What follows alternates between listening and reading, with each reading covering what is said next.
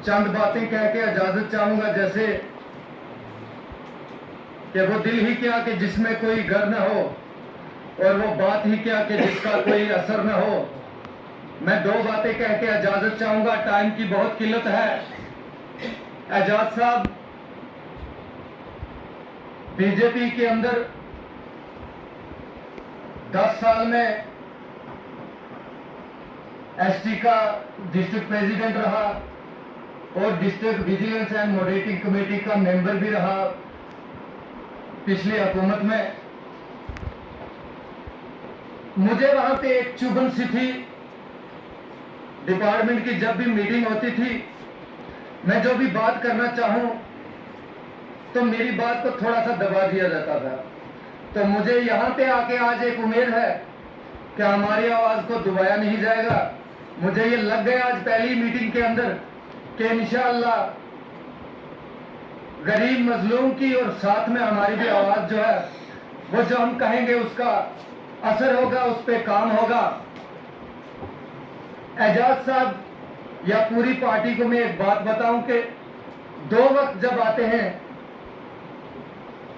एक जब एजाज साहब असेंबली के अंदर बोलते हैं और दूसरा मैं कहूंगा कि मेरे इलाके बनपत का जो भी आदमी इनके घर के अंदर आता है, एक बंदा है जो कहता है कि मेरी 55 इंच की छाती है, खुदा की कसम उस वक्त उनके साथ जो सलूक होता है, मेरी छाती जो है वो 56 इंच की हो जाती है। जब भी मेरे गांव का आदमी जो भी एजाज साहब के घर में आता है तो उनका जैसे इस्तकबाल किया जाता है, मैं एजाज साहब को दिल से एक मुबारकबाद दूंगा, हमें बहुत खुशी होती है। उसके बाद एजाज साहब में एक बात, मुझे अभी 2-4 बंधु ने फोन किया है, आप जानते हैं कि हालात कैसे हैं इस वक्त, हमें दुआ करनी चाहिए। दूसरा जो हमारे गुजर बकरवाल लोग हैं वो इस वक्त तैयारी कर रहे हैं डोकू में जाने के लिए। मुझे 2-3 बंधु ने ये बोला कि डिपार्टमेंट की तरफ से उनको थोड़ा सा तंग किया जाता है। पहले शायद वो परमिट था उसको रिन्यू करवाते थे तो भेज देते थे, अब मुझे लगता है पहले कहते जी वेटनरी में जाओ, फिर दूसरे दफ्तर में जाओ, फिर वहां से लिखा के लाओ, फिर वहां से लिखा के लाओ। मैं कहता हूं कि एक तो उनका ये जो तंग किया जाता है उनको थोड़ा देखा जाए, दूसरा जो है हालात की वजह से मैं तो कहता हूं कि उनको पूरी एक हिफाजत देनी चाहिए। वो डोकू में जाएंगे, उनकी पूरी हिफाजत करनी चाहिए। उसके बाद में ज्यादा कुछ न कहते हुए, एजाज साहब जम्मू कश्मीर के अंदर या असेंबली के अंदर बिजी रहेंगे ये हमें पता है, और हम आज वो वक्त नहीं है, आज हर घर के अंदर मोबाइल है, हम देखते हैं एजाज साहब हमारे लिए क्या कर रहे हैं।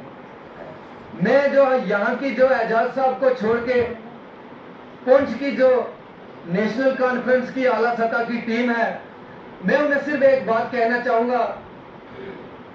मैंडर के अंदर में एक शादी में गया, बारात के साथ हम जब गए तो मेरे साथ में एक छोटा सा लड़का था, कम से कम 4 फुट का कद था उसका, और बिल्कुल दिखने में दिखता था बिल्कुल छोटा सा। तो 2 कमरों में बारात में बैठा था।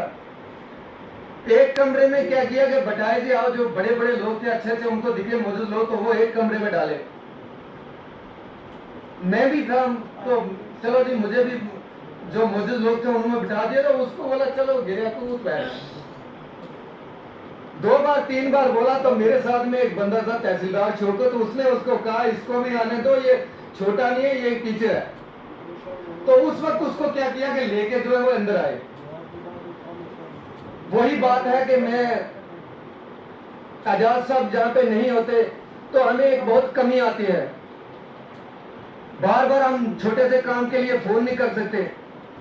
तो उस मास्टर की तरह हमारी अगर टीम चलेगी, हमें पता ही नहीं चलेगा कि हमारी टीम थोड़ा सा ऐसा होना चाहिए कि कम से कम डिपार्टमेंट को थोड़ा सा जिंदा करके एजाज साहब के बाद हमारी टीम में रखना चाहिए। तो मैं ज्यादा कुछ न कहते हुए इसी पे जो है इजाजत चाहूंगा। शुक्रिया, बहुत बहुत शुक्रिया।